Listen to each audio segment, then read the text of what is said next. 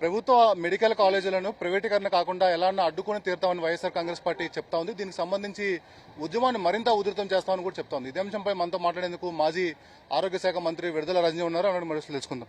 Madam చెప్పండి, మనం ఇప్పటికే ఈ ప్రభుత్వ మెడికల్ కాలేజీలకు సంబంధించి ప్రైవేటీకరణ పెద్ద ఎత్తున ఉద్యమం చేశారు.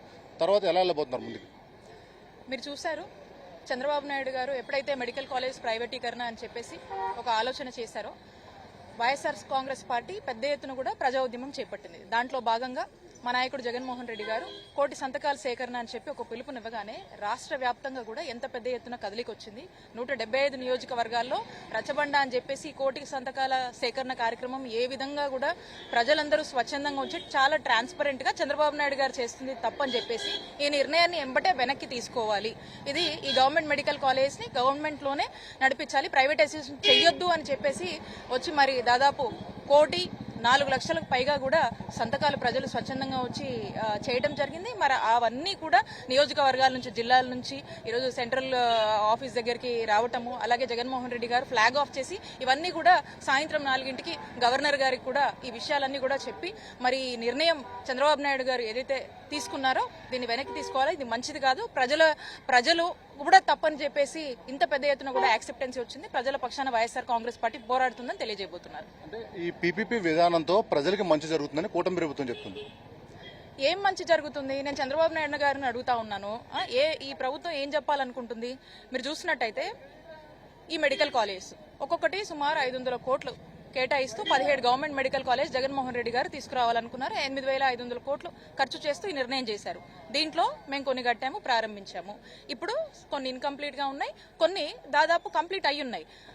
ఎకరానికంట 100 రూపాయల చెప్పున ఇస్తారంట. 50 ఎకరాల ల్యాండ్.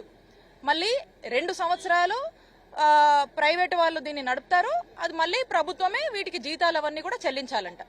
అంటే ఇంత ప్రైమ్ ల్యాండ్, 50 ఎకరాల ల్యాండ్, కోట్ల విలువైనటువంటి ల్యాండ్, కోట్లలో 500-600 మందికి సిబ్బందికి జీతాలు ప్రభుత్వం ఇస్తుందంట. మళ్ళీ దీన్ని ప్రైవేటైజేషన్ అంటున్నారు. ప్రైవేటైజేషన్ పేరుతో మళ్ళీ ప్రభుత్వము ఈ విధమైనటువంటి ఖర్చు మళ్ళీ దీన్ని ప్రైవేటైజేషన్ అని చెప్పి వాళ్ళు నిర్వహించాలని చెప్తున్నారు. సో కాబట్టి దీంట్లోనే అర్థమవుతా ఉంది ఈ ప్రైవేటైజేషన్ అనేదే, ఈ ప్రైవేట్ పరం చేయడం అనేది పెద్ద స్కాము. ఇందులో రెండో స్కాము ఈ జీతాలు కూడా ప్రభుత్వమే భరిస్తుందని చెప్తున్నారు. చూడు, ఇది రెండో స్కామ్ గా మనం చూడాల్సినటువంటి అవసరం ఉంది. కాబట్టి ఈ ప్రైవేటైజేషన్ అనేటువంటి ఆలోచనే ఈ స్కామ్ కి తెరలేపడానికే చంద్రబాబు నాయుడు గారు తీసుకున్నటువంటి నిర్ణయం. ప్రజల ప్రయోజనాలు గానీ, ప్రజల ఆరోగ్య భద్రత గురించి గానీ ఏమాత్రం కూడా వాళ్ళ మంచి కోసము ఒక గుడ్ ఇంటెన్షన్ అనేది లేదు. స్టార్టింగ్ నుంచి కూడా ఇదే ఇంటెన్షన్ తో ముందుకు వెళ్తున్నారు. కాబట్టి మేము చెప్తా ఉన్నాము, ఈ 1,00,00,000 సంతకాలు రానున్న కాలంలో చంద్రబాబు నాయుడు గారి ప్రభుత్వానికి మరణ శాసనాలు కాబోతున్నాయి. అంటే వైఎస్ఆర్ కాంగ్రెస్ పార్టీ హయాంలో మీరు ఆరోగ్య శాఖ మంత్రిగా పనిచేశారు. ఇప్పుడున్న ఆరోగ్య శాఖ మంత్రి కూడా మీకు ఒక సవాల్ విసురుతా ఉన్నారు. ముఖ్యంగా 1,00,00,000 సంతకాలు అనేది ప్రతి ఇంట్లో ప్రతి 5గురిలో ఒకరు సంతకం పెడితేనే ఈ 1,00,00,000 సంతకాలు అనేది అవుతుంది. కానీ ఇప్పుడు ఈ 1,00,00,000 సంతకాలు అంతా కూడా ఉత్తుత్తి అని చెప్పి అంటున్నారు. ఆరోగ్య శాఖ మంత్రి గారిని మనం చూస్తా ఉన్నాము. మొన్న రీసెంట్ టైమ్స్ లో కూడా ఎక్కడో మాట్లాడారు. ఏమని మాట్లాడారు? ప్రజలకంట హోప్ పోతుంది గవర్నమెంట్ హాస్పిటల్స్ మీద అని మాట్లాడారు. ఈ 1,00,00,000 సంతకాలను ఆయన కోడి గీతలని అంటా ఉన్నారు. ఎవరో అడుగుతా ఉన్నారు మీడియా వాళ్ళు.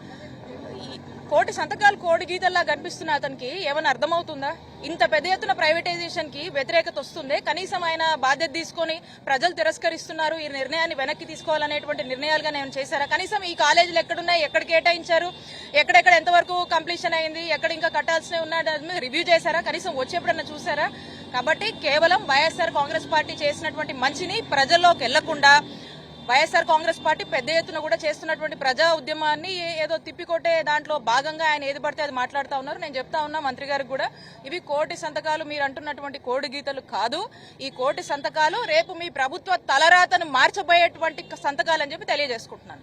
అంటే మేడం చెప్పండి, ఇప్పటికే అంటే రుషికొండ పేరుతో 400 కోట్ల ప్రజాధనాన్ని దుర్వినియోగం చేశారు. వీళ్ళ ప్రైవేటీకరణ కోసం మాట్లాడడం అనేది కూడా కూటమి అంటుంది. కూటమి ప్రభుత్వం మనం చూస్తా ఉన్నాము.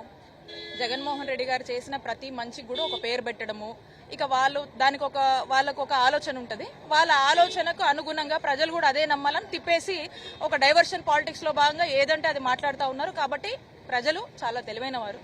ప్రజలకు అన్ని విషయాలు తెలుసు, అన్నిటి మీద స్పష్టత ఉంది. ఎవరు ప్రజల కోసం పనిచేస్తారు, మేలు చేస్తారు అనే దాని మీద కూడా క్లారిటీ ఉంది. కాబట్టి మీరు రిషికొండ గురించి మాట్లాడినా, అక్కడ ఇంకో అంశం మాట్లాడినా, ఈ government medical college privatisation correct అని చంద్రబాబు నాయుడు గారు మాట్లాడినా, ఇవన్నీ కూడా ప్రజలు చూస్తున్నారు. ఇవన్నీ తప్పు అనేటువంటి విషయం ప్రజలకు స్పష్టత ఉంది. ఈ తప్పు అని చెప్పే మాకు ఇంత పెద్ద ఎత్తున వైఎస్ఆర్ కాంగ్రెస్ పార్టీ చేపట్టిన దానికి మద్దతు వస్తుంది. కాబట్టి ప్రజలు వైఎస్ఆర్ కాంగ్రెస్ పార్టీ వైపు మద్దతుగా నిలబడ్డారు. ప్రజల పక్షాన వైఎస్ఆర్ కాంగ్రెస్ పార్టీ పోరాడుతుందని తెలియజేస్తున్నారు. మేడం, ఫైనల్ గా చెప్పండి, జగన్మోహన్ రెడ్డి గారు వార్నింగ్ ఇస్తా ఉన్నారు. మా ప్రభుత్వం అధికారంలోకి వచ్చిన తర్వాత 2 నెలల్లోనే మెడికల్ కాలేజీలన్నీ కూడా వెనక్కి తీసుకుంటాం. ఎవరికి వార్నింగ్ ఇస్తున్నారు?